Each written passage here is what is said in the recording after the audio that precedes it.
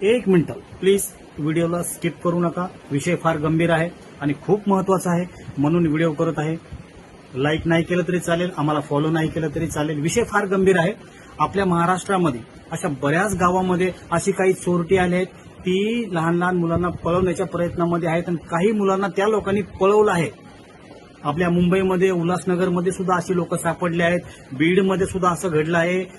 जालना जिल्ह्यामध्ये पण असं घडलं आहे. औरंगाबादमध्ये सुद्धा घडलं आहे. तर तुम्ही तुमच्या मुलांची काळजी घ्या आणि तुमच्या मुलांना शाळेत सोडताना सोबत जा.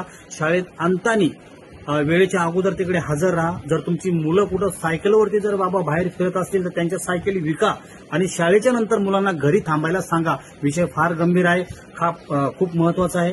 मी व्हिडिओ करत आहे, असं मला वाटतं की माझा व्हिडिओ बरीच लोक बघतात. तर ह्या व्हिडिओला तुम्ही बघा आणि हा व्हिडिओ किमान शेअर करा. लाईक नाही केलं तरी चालेल, फॉलो नाही केलं तरी चालेल, पण हा व्हिडिओ लोकांपर्यंत तुम्ही पोहोचवा, जेणेकरून तुमचा माझे आणि तुमचे आम्हा सगळ्याच जणांचे मुलं जे आहेत ती सुरक्षित राहिले पाहिजेत. आशा मला एवढीच आहे. आणि मुलांची काळजी घ्या, मुलांना सांभाळा, कारण प्रत्येकाचा मुलगा त्याचा जीव आहे, प्रत्येकाची मुलगी त्याचा जीव आहे. बाकीचे कामं बाजूला ठेवा आणि प्रपंच आणि आपली मुलं सांभाळा. विनंती आहे सगळ्यांना. व्हिडिओ तुम्ही सगळ्यांनी बघितला त्यासाठी तुम्हा सगळ्यांचं थँक्यू सो मच.